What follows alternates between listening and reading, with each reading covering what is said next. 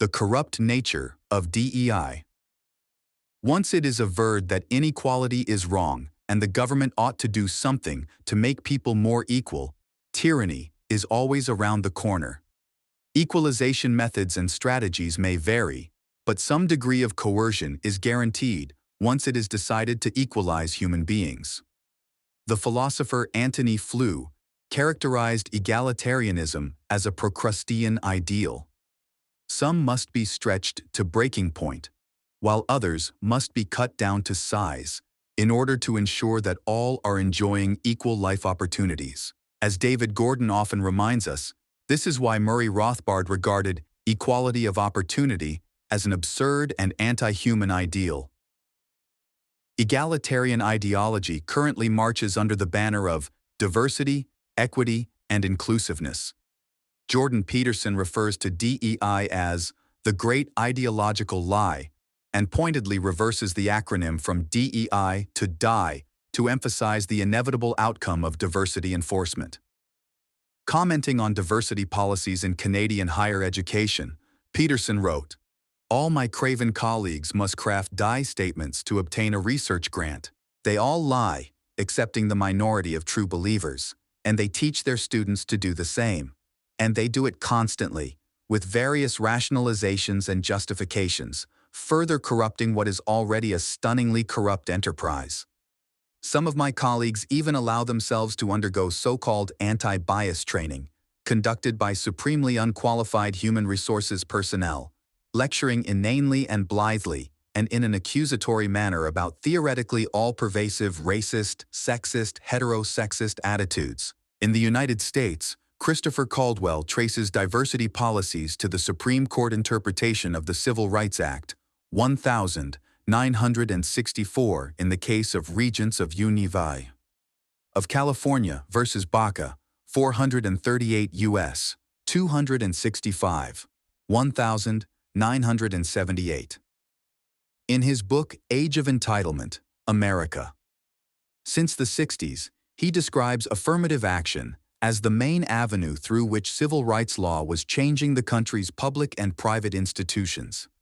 Describing university programs that reserved a number of places for African Americans, Caldwell explains that such programs discriminated by reallocating opportunities from whites to blacks and other minorities was obvious. It was their whole point. It was not disputed at the time that these programs were discriminatory. The question was not whether they were discriminatory, but whether they were justified as a means of correcting inequality. Caldwell adds that the justices were concerned with how the programs discriminated and on what grounds. Caldwell explains that the new definition of diversity provided a rationale for 4 judges in Baca who approved of this pro-black discrimination. These judges accepted Lyndon Johnson's description of American society as a foot race to which one runner had arrived shackled. On that basis, they could countenance some infringement on whites' individual rights in order to fix a society-deforming wrong.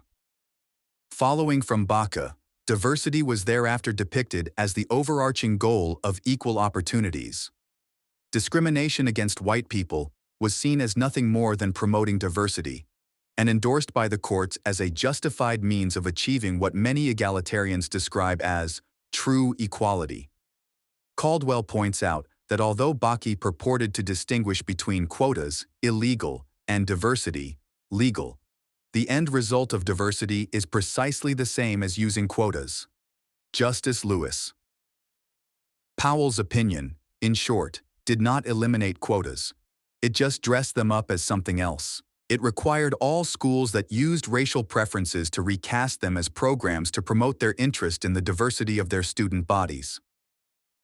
Thus arose the hegemony of diversity, which was later reinforced by the concepts of inclusiveness and equity. Diversity as a legal obligation. Caldwell further explains how the notion of diversity, upheld in Baca, not only justified discrimination against whites and in favor of minorities, but also came to be regarded by many institutions as an implicit legal obligation, in the sense that failing to promote diversity came to be seen as a breach of the equal opportunities obligations of the Civil Rights Act. Paradoxically, the use of critical race theory divisive concepts, and anti-white racism, both of which many people regard as a violation of the Equal Protection Clause of the U.S. Constitution, came to be regarded as a positive legal obligation under civil rights law. This explains the shouting matches often observed between traditional supporters of the 14th Amendment, those who believe in colorblind equality, and supporters of the Civil Rights Act who believe in DEI.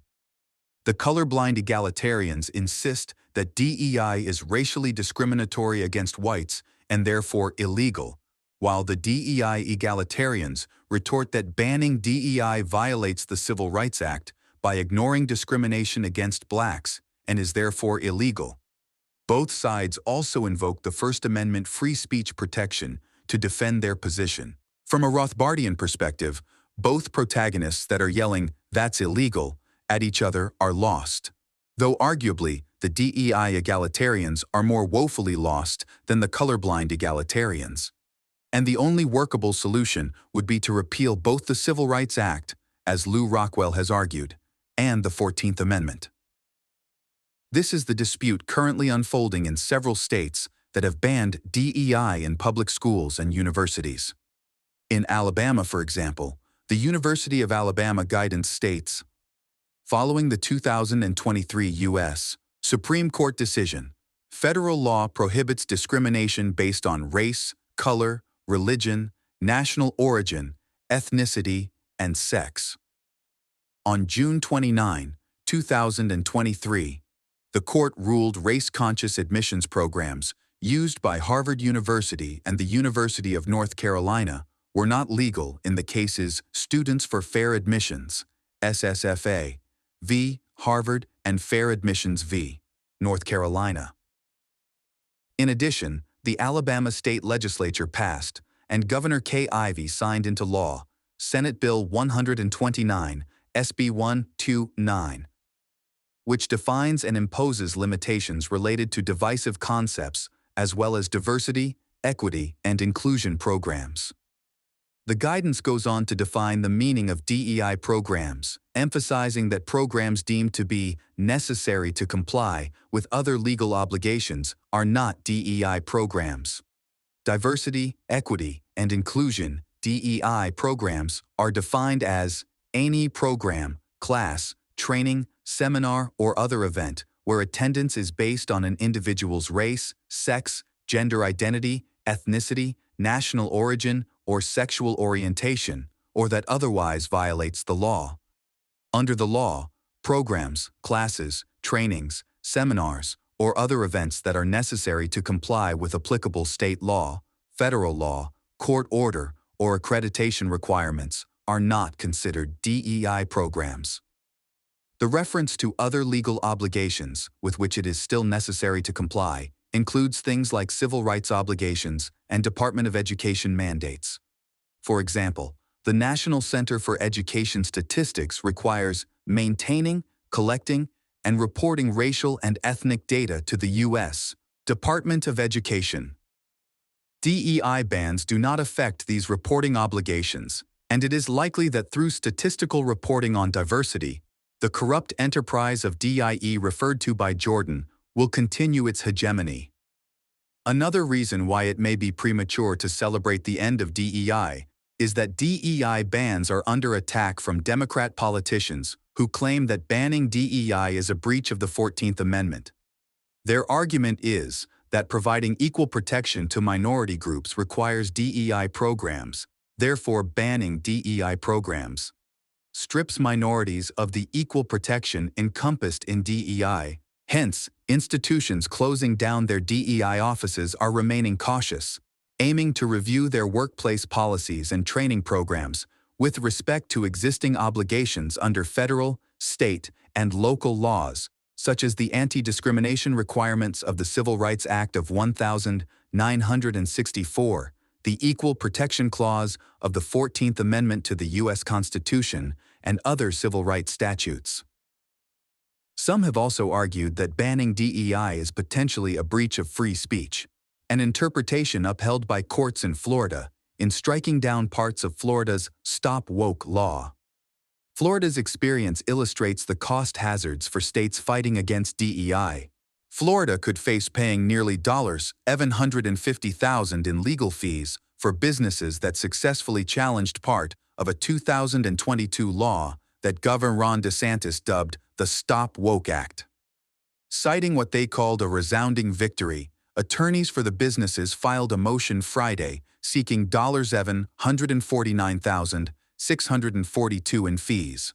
Also, they sought $41,144 in additional costs related to the lengthy legal battle. In addition to this unfolding lawfare, it should be noted that the Supreme Court in SFFA stated that nothing in this opinion should be construed as prohibiting universities from considering an applicant's discussion of how race affected his or her life, be it through discrimination, inspiration, or otherwise. Many academics committed to DEI have seized on this enthusiastically as a potentially rich vein to exploit in advancing their diversity ambitions. It is therefore clear that the fight against DEI is by no means over. In many ways, it is only just beginning.